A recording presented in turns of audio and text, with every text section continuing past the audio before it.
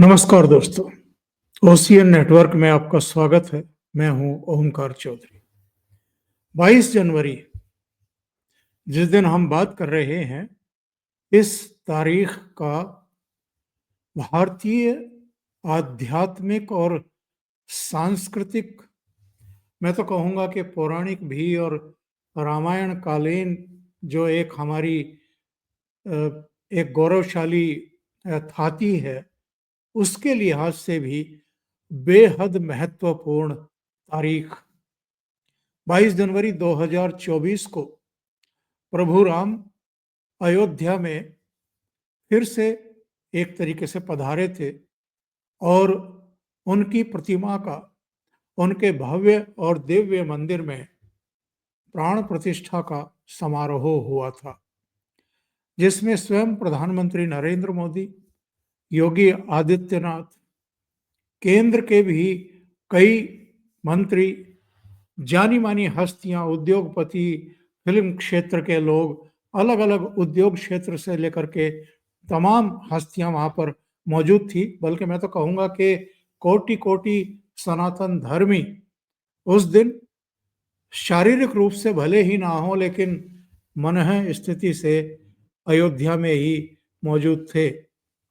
उनकी उपस्थिति में प्रभु राम फिर से अयोध्या पधारे थे और उसी 22 जनवरी को जब महाकुंभ चल रहा है, तो संगम के तट पर योगी आदित्यनाथ अपनी पूरी कैबिनेट के साथ उपस्थित हुए और वहां के कुछ अद्भुत दृश्य सामने आ रहे हैं।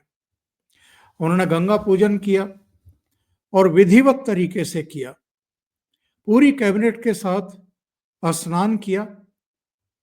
और कुछ दूसरी तस्वीरें भी हैं, विजुअल्स भी हैं, वो भी मैं आपको दिखाऊंगा। लेकिन गंगा मैया का पूर्ण विधि विधान के साथ योगी आदित्यनाथ ने पूजा अर्चना किया और उसमें डुबकी लगाई और हर हर महादेव और हर हर गंगे के उद्घोष भी उन्होंने किए। इस समय प्रयागराज की छटा देखते ही बनती है, जिस तरह के दृश्य हैं वहां के। और जिस दृश्य की मैं बात कर रहा था, वो दृश्य भी मैं आपको दिखा देता हूं। योगी आदित्यनाथ और उनकी पूरी कैबिनेट जब गंगा मैया की गोद में पहुंचे, तो बच्चों की तरह अठखेलियां करते हुए दिखाई दिए। अद्भुत दृश्य है, अद्भुत। देखिए,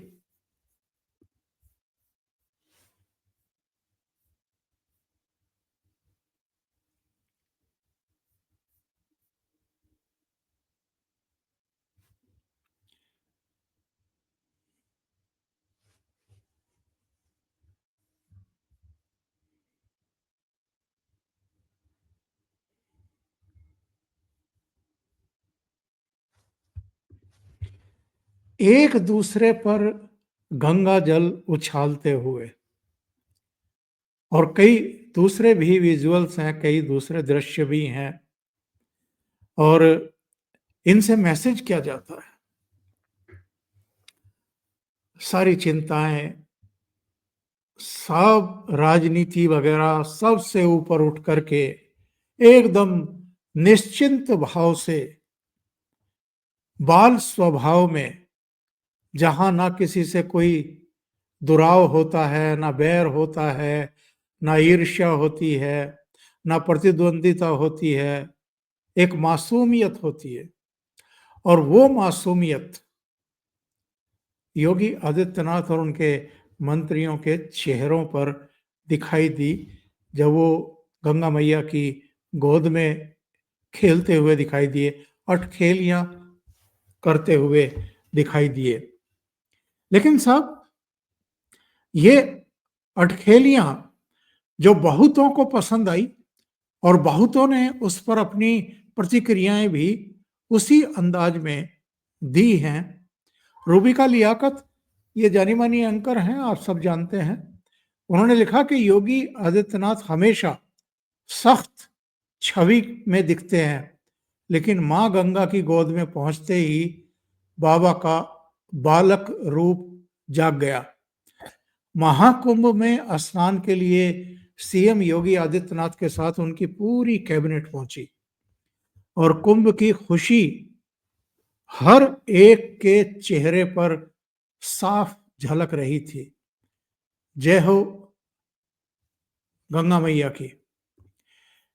सूर्य प्रताप सिंह, जो कभी योगी आदित्यनाथ के आलोचक भी हुआ करते थे, आजकल उनकी प्रशंसा नहीं करते, नहीं आघाते हैं। उन्होंने लिखा, योगी जी की कुंभ में डुबकी, कई लोगों के सीने पर तो सांप लेटे होंगे। विपक्ष के नेता सोचते हैं कि ऐसा किया तो मुस्लिम नाराज हो जाएंगे। आप योगी जी से नाराज हो सकते हो, लेकिन गंगा मैया और कुंभ से क्या नाराजगी है भाई। हर सनातनी के लिए ये गर्व के क्षण हैं। हर हर गंगे, हर हर महादेव। दीपक शर्मा ने लिखा है कि यूपी भाजपा की कैबिनेट मां गंगा की गोद में खेल रही है। खेल के कप्तान योगी आदित्यनाथ जी को स्पष्ट देखा जा सकता है। आज तो विरोधियों की छाती पे सांप लौट रहे होंगे। और जिसकी आशंका व्यक्त की सूर्य प्रताप सिंह ने और दीपक शर्मा ने, जरा अखिलेश यादव का ट्वीट देख लीजिए। क्या लिख रहे हैं? त्रिवेणी को करें प्रणाम और रखें नाहन का महान मान। त्रिवेणी को करें प्रणाम और रखें नाहन का मान। तो नाहन का मान कैसे रखा जाता है? अगर दो पंक्तियों के आगे बढ़कर के अखिलेश यादव ये भी बता देते तो बड़ी कृपा हो जाती है उनकी। नाहन का मान कैसे रखा जाता है? बच्चों की तरह अगर प्रदेश का मुखिया योगी आदित्यनाथ गंगा मां की गोद में अटखेलियां करते हुए, खुशियां मनाते हुए, बाल सुलभ व्यवहार करते हुए दिखाई पड़ रहे हैं, तो अखिलेश यादव को या किसी और को इसमें क्या परेशानी होनी चाहिए और क्यों परेशानी होनी चाहिए? अखिलेश यादव के बारे में हम लोग डिस्कशन कर चुके। जब उनके पिताश्री नहीं रहे थे तो वो उनकी अस्थियों का विसर्जन करने के लिए प्रयागराज पहुंचे थे। अभी उनके एक चाचा गुजरे हैं, उनकी अस्थियों का विसर्जन करने के लिए महाकुंभ नहीं आए, संगम के तट पर नहीं आए, हरिद्वार पहुंच गए। और उनकी कुछ तस्वीरें आई थी। मकर संक्रांति के अवसर पर गंगा मैया में आस्था की डुबकी लगाई, कुछ इस तरह का मैसेज उन्होंने दिया 3-4 तस्वीरों के साथ। और उन 3 तस्वीरों में से 3 में वो जंजीर पकड़े हुए, और जंजीर पकड़ करके अगर वो नहाते हैं तो जाहिर है, एक तो बताते हैं कि वहां गंगा जी का वेग थोड़ा अधिक है, तेज है, लेकिन ऐसी भी जगहें हैं हरिद्वार में, ऐसे भी घाट हैं जहां आप आराम से नहा सकते हैं। लेकिन जंजीर पकड़ करके नहा रहे, अकेले नहा रहे हैं। हमने और आपने देखा है, योगी आदित्यनाथ की तस्वीर तो देखी पूरी कैबिनेट के साथ, वो किस तरीके से डुबकी लगा रहे हैं और चारों तरफ श्रद्धालु ही श्रद्धालु हैं, आस्थावान हर तरफ दिखाई दे रहे हैं। वो तो अटखेलियां कर रहे हैं, उन्होंने तो गंगा की पूजन की है। अखिलेश यादव का पूजा करते हुए हमें कोई दृश्य दिखाई नहीं दिया, हरिद्वार में भी और दूसरी जगहों पर भी। हाँ, गंगा में डुबकी लगाते हुए उनके 2019 के कुछ चित्र हैं, विजुअल्स हैं, लेकिन गंगा की विधिवत पूजा मैंने नहीं देखा, आपने देखा होगा और हो सकता है की हो, लेकिन मैंने तो नहीं देखी। लेकिन चाहे योगी आदित्यनाथ हो, चाहे रक्षा मंत्री राजनाथ सिंह हो, या अभी गृह मंत्री जाने वाले हैं 27 तारीख को अमित शाह, 2019 के अमित शाह के और आपके योगी आदित्यनाथ के। पूरा साधु संत समाज से ये घिरे हुए हैं, इनके डुबकी लगाते हुए फोटो हैं, खुश होकर के वहां पर गंगा मैया की धारा में जाकर के डुबकी लगा रहे थे। प्रधानमंत्री नरेंद्र मोदी जब भी काशी विश्वनाथ जाते हैं, वाराणसी जाते हैं, और जब उनको मौका लगता है गंगा में डुबकी लगाने का, तो वहां विधि विधान के साथ ही वो पूजा अर्चना भी करते हैं, डुबकी भी लगाते हैं, पुण्य प्राप्त करते हैं। लेकिन अखिलेश यादव जिस तरीके से वहां पर कैबिनेट की बैठक करने और फैसले लेने पर सवाल खड़े कर रहे हैं, तो अखिलेश यादव को क्या ये याद नहीं है कि 2019 में जब कुंभ लगा था, तो उस समय भी योगी आदित्यनाथ ने वहां कैबिनेट की बैठक की थी, और उस कैबिनेट की बैठक में मेरठ से इलाहाबाद तक, मेरठ से प्रयागराज तक एक्सप्रेसवे, गंगा एक्सप्रेसवे बनाने का अहम फैसला लिया था, जो अब कंप्लीट हो चुका है। इसी तरीके से जो आज कैबिनेट की बैठक वहां पर हुई है गंगा स्नान से पूर्व, उसमें भी एक्सप्रेसवे, हाईवे बनाने के फैसले लिए हैं, और इनमें से अधिकांश पूर्वी उत्तर प्रदेश के ही हैं। तो इससे इनको क्या परेशानी हो सकती है?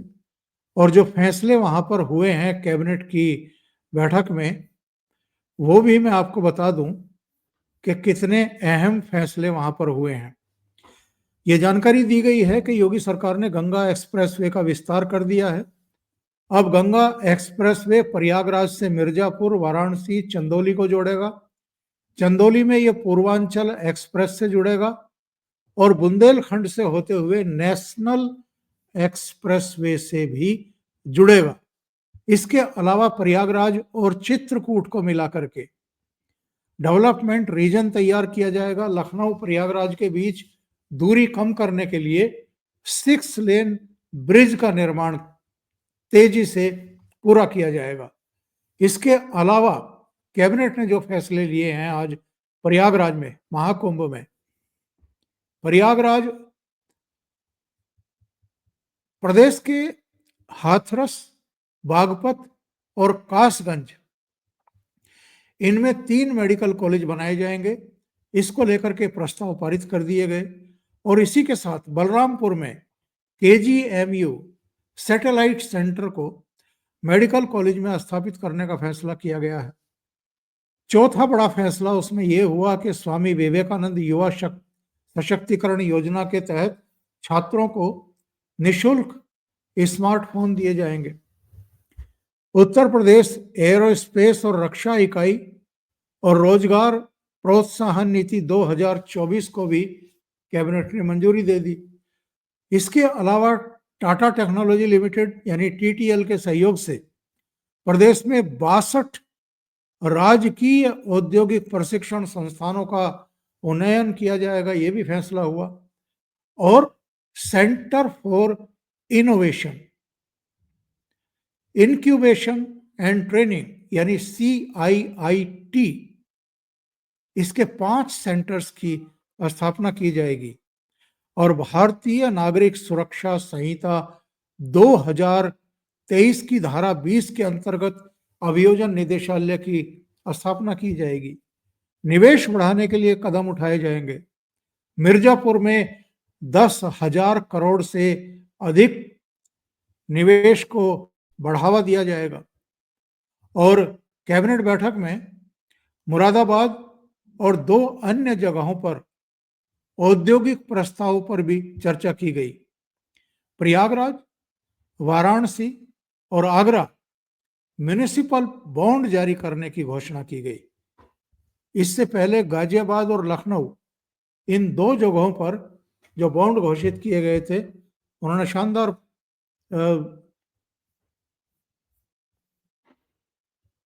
परफॉर्मेंस दिए।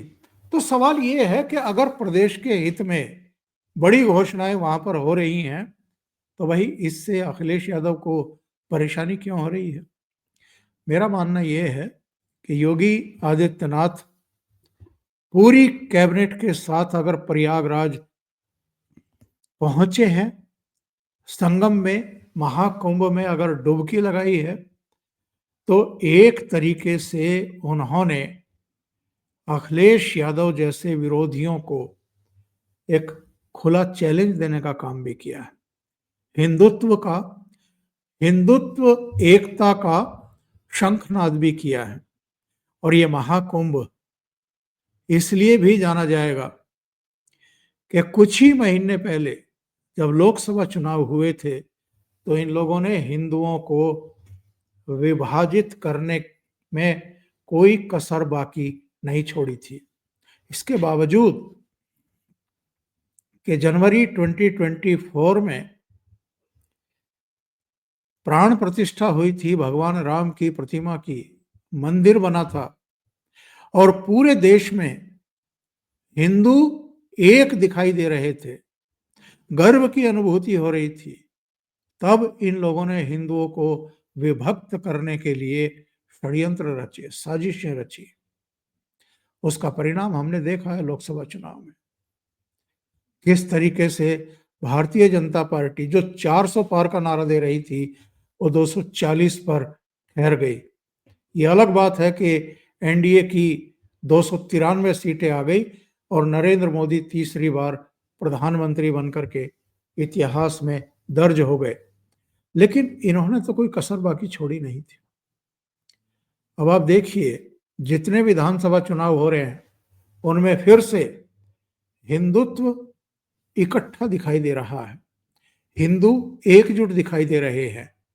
और खुद योगी आदित्यनाथ ही, चाहे हरियाणा का चुनाव प्रचार हो, महाराष्ट्र का हो, या झारखंड का हो, या जम्मू कश्मीर का हो, या उत्तर प्रदेश का ही क्यों ना हो, जो 9 सीटों के लिए उपचुनाव हुए, जिनमें से 7 सीटें भारतीय जनता पार्टी ने जीती, हरियाणा में सरकार बनाई, महाराष्ट्र में सरकार बनाई, तो वहां योगी आदित्यनाथ की बेहद अहम भूमिका रही है। बटोगे तो कटोगे, ये नारा जबरदस्त तरीके से लोगों के बीच पहुंचा और वो फिर से एकजुट हुए हैं। और यही तो परेशानी है अखिलेश यादव से लेकर के राहुल गांधी और तमाम भारतीय जनता पार्टी और मोदी विरोधियों की। उनको ये रास नहीं आ रहा है कि हिंदू फिर से एकजुट हो रहे हैं। इसलिए अखिलेश यादव इस तरह के मैसेज करते हैं। त्रिवेणी को करें प्रणाम और रखें नहान का मान। अभी जब मेले में एक आग की घटना हो गई, तो भी इन्होंने किस किस तरह के मैसेज किए, क्या हिदायतें दे रहे थे, जबकि खुद मुख्यमंत्री योगी आदित्यनाथ मेला स्थल में ही थे। उसके 20-22 मिनट के भीतर तो सारी आग पर ही काबू पा लिया गया। आधा पौना घंटे में योगी आदित्यनाथ खुद मौके पर उसका जायजा लेने के लिए पहुंच गए। तो अखिलेश यादव जैसों की परेशानी समझ में आती है। अभी मिल्कीपुर सीट के लिए उपचुनाव है। इनको लगता है कि जितना हिंदू एकजुट हो रहा है, इन लोगों की मुश्किलें उतनी ही ज्यादा बढ़ती जा रही हैं। और योगी आदित्यनाथ दिन में प्रयागराज में थे, महाकुंभ में थे, और शाम को दिल्ली पहुंच करके चुनाव प्रचार करते हुए आपको दिखाई देंगे। और जाहिर है, हरियाणा और महाराष्ट्र में, उत्तर प्रदेश के उपचुनाव में अगर योगी आदित्यनाथ की अहम भूमिका रही है, तो दिल्ली में भी रहने जा रही है। अभी के लिए इतना ही। बहुत बहुत धन्यवाद। अगर आपको ये चैनल और इसके कंटेंट पसंद आ रहे हैं तो लाइक करें, कमेंट करें, वीडियो को शेयर भी करें। अभी तक अगर आपने ये चैनल सब्सक्राइब नहीं किया है तो सब्सक्राइब कर लें, साथ में लगे बेल आइकॉन को दबा दें ताकि आगे आने वाले वीडियो और उनके नोटिफिकेशन आप तक पहुंचते रहें। आप अगर चैनल को कंट्रीब्यूट करना चाहते हैं तो क्यूआर कोड ऊपर आप देख रहे हैं, आप जाकर के कंट्रीब्यूशन भी दे सकते हैं। बहुत बहुत धन्यवाद। नमस्कार।